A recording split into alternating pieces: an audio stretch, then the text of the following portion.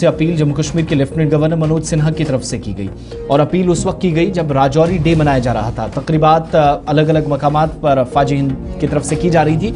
राजौरी के अंदर जहां पर एक अहम तरीन तकरीब हुई, बतौर मेहमान खुसूसी लेफ्टिनेंट गवर्नर मनोज सिन्हा गए और सिक्योरिटी फोर्सेज के साथ कंधे से कंधा मिलाकर लोग खड़े होंगे, तभी सलामती सूरत हाल यकीनी होगी, अमनो कानून की सूरत हाल को बेहतर किया जाएगा।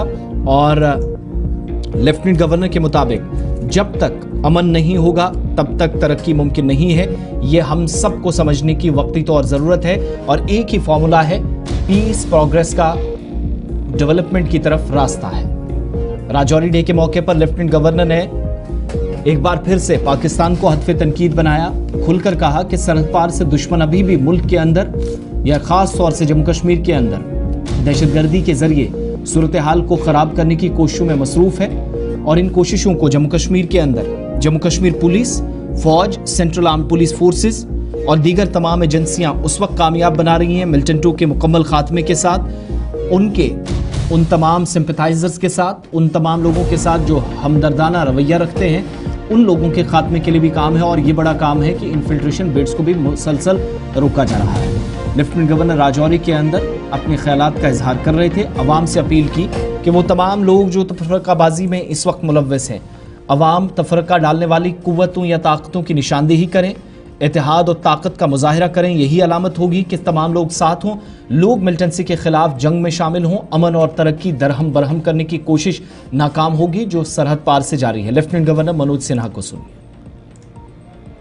संचार करना भी होगा जिन्होंने राजौरी पर आए संकट का डटकर मुकाबला किया था।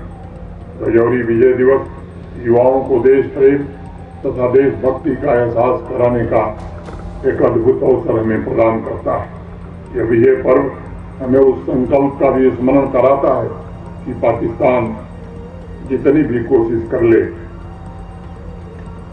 हमारे सेना के जाबाज जवान और भारत का एक एक नागरिक भारत की एक एक भूमि की रक्षा के लिए सदैव प्रतिबद्ध है।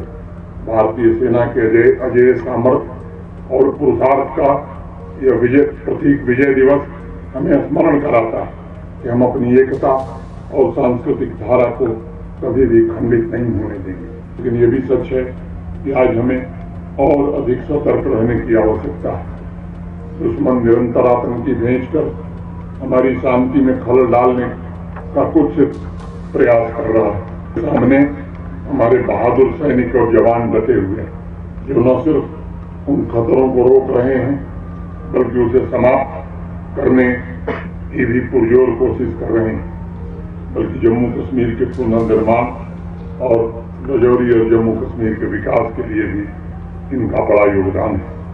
मैं आवाम के लोगों से भी ये निवेदन करना चाहूँगा कि भारतीय सेना, जम्मू कश्मीर पुलिस, केंद्रीय सुरक्षा बल के साथ मिलकर ऐसे तत्वों और उनसे सहानुभूति रखने वाले लोगों के आतंक को समूल समाप्त करने का व्रत आज हमें लेना चाहिए। अवाम की समस्त शक्तियों का एकत्रीकरण ही आतंकवाद और दुश्मन के खतरे को पूरी तरह समाप्त करके शांति और विकास का मार्ग प्रशस्त करने में कामयाब होगा। एक बात मैं जरूर कहना चाहूँगा कि विकास तभी होगा जब शांति स्थापित होगी। कुछ तत्व ये निरंतर कोशिश में लगे रहते हैं। मैं आपसे फिर से कहना चाहूँगा, शांति स्थापित करने में हमारे बहादुर जवान, सेना, पुलिस, सीआरपीएफ के लोग तो लगे ही हैं। अवाम का भी ये नैतिक। लेफ्टिनेंट गवर्नर मनोज सिन्हा बात कर रहे थे। अब जरा आगे